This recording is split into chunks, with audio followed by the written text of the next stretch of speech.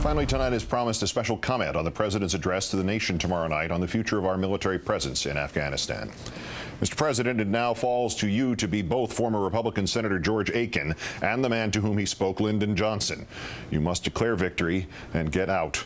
You should survey the dismal array of options in front of you, even the orders given out last night, sort them into the unacceptable, the unsuccessful, and the merely unpalatable, and then put your arm down on the table and wipe the entire assortment of them off your desk, off this nation's desk, and into the proverbial scrap heap of history.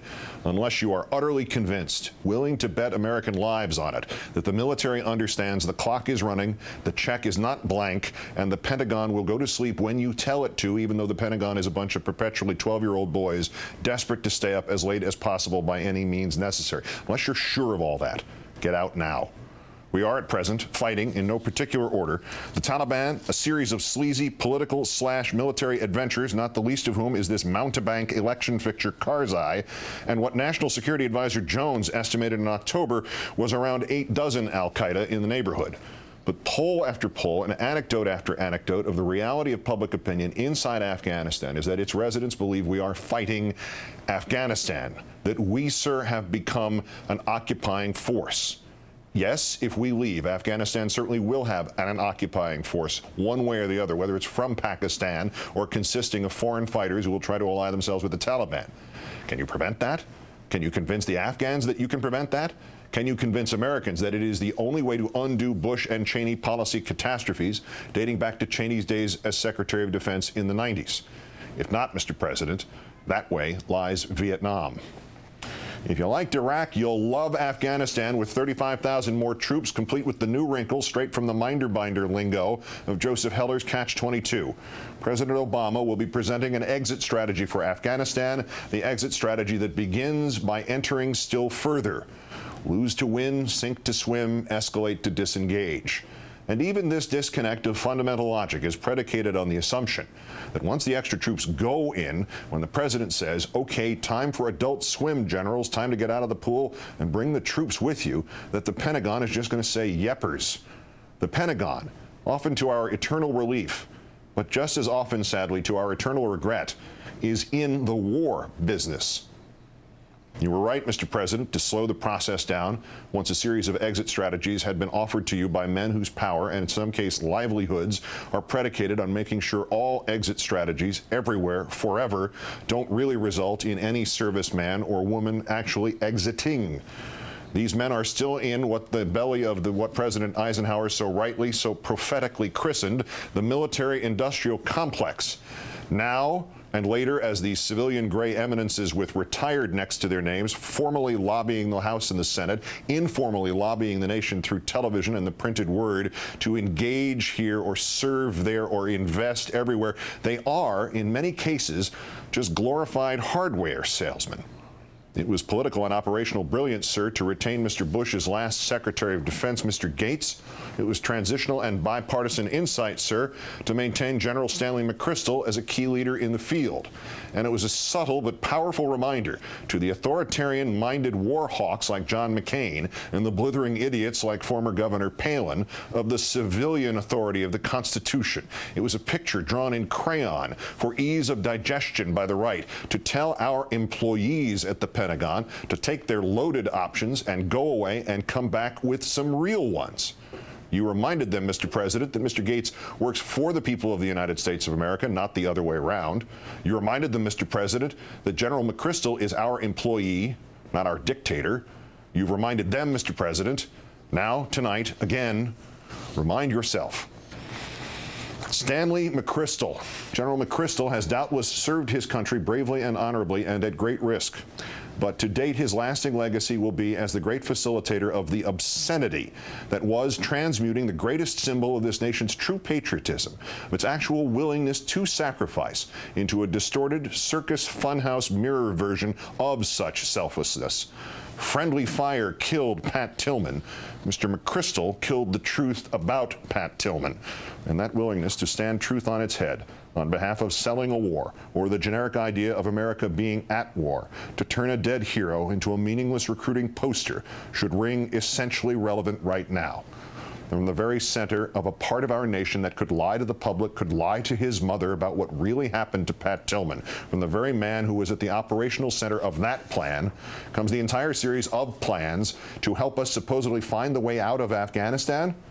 We are supposed to believe General McChrystal is not lying about Afghanistan? Didn't he blow his credibility by lying so obviously and so painfully about Pat Tillman? Why are we still believing the McChrystals? Their reasons might sound better than the ones they helped George Bush and Dick Cheney fabricate for Iraq, but surely they are just as transparently oblivious of the forest. Half of them insist we must stay in Afghanistan out of fear of not repeating Iraq, while the other half, believing Bush failed in Iraq by having too few troops, insist we must stay out of in Afghanistan out of fear of repeating Iraq. And they're suddenly sounding frighteningly similar to what the Soviet generals were telling the Soviet politicos in the 1980s about Afghanistan. Sure, it's not going well. Sure, we need to get out. We all see that. But let's first make sure it's stabilized and then we get out. The Afghans will be impressed by our commitment and will then take over the cost of policing themselves, even though that cost would be several times their gross national product. Just send in those extra troops, just for a while. Just 350,000. I'm sorry, did I say 350,000? I meant 35,000. Must be a coffee stain on the paper. Mr. President, last fall you were elected, not General McChrystal, not Secretary Gates, not another Bushian drone of a politician, you, on the change ticket, on the pitch that all politicians are not created equal. And upon arrival, you were greeted by a 3-mile island of an economy, so bad that in the most paranoid recesses of the mind, one could reasonably wonder if the Republicans didn't plan it that way, to leave you in the position of having to prove the ultimate negative, that you had staved off worldwide financial collapse, that if you had not done what you so swiftly did, that this economic cloudy day would have otherwise been the biblical flood of finance. So much of the change for which you were elected, sir, has thus far been, understandably, if begrudgingly, tabled, delayed, made more open-ended. But patience ebbs, Mr. President. And while the first 1,000 key decisions of your presidency were already made, and already made about the economy, the first public, easy to discern, mouse or elephant kind of decision becomes public tomorrow night at West Point at 8 o'clock. You know this, Mr. President. We cannot afford this war. Nothing makes less sense to our economy than the cost of supply for 35,000 new troops. Nothing will do more to slow economic recovery. You might as well shoot the revivified auto industry or embrace the John Boehner healthcare reform and spray tan reimbursement system. You know this, Mr. President. We cannot afford this war. Nothing makes less sense to our status in the world than for us to re-up as occupiers of Afghanistan and for you to look like you were unable to extricate yourself from a military Chinese finger puzzle left for you by Bush and Cheney and the rest of Halliburton's henchmen. And most of all, and those of us who have watched these first 9 months trust both your judgment and the fact that you know this, Mr. President, unless you are exactly right. We cannot afford this war. For if all else is even, and everything from the opinion of the generals to the opinion of the public is even, we cannot afford to send these troops back into that quagmire for second tours or thirds or fourths or fifths. We cannot afford this ethically, sir. The country has for 8 shameful years forgotten its moral compass and its world purpose, and here is your chance to reassert that there is, in fact, American exceptionalism. We are better. We know when to stop making our troops suffer in order to make our generals happy. You, sir, called for change, for the better way, for the safety of our citizens, including those citizens being wasted in war for the sake of war, for a reasserting of our moral force. And we listened. And now you must listen. You must listen to yourself. Good night and good luck.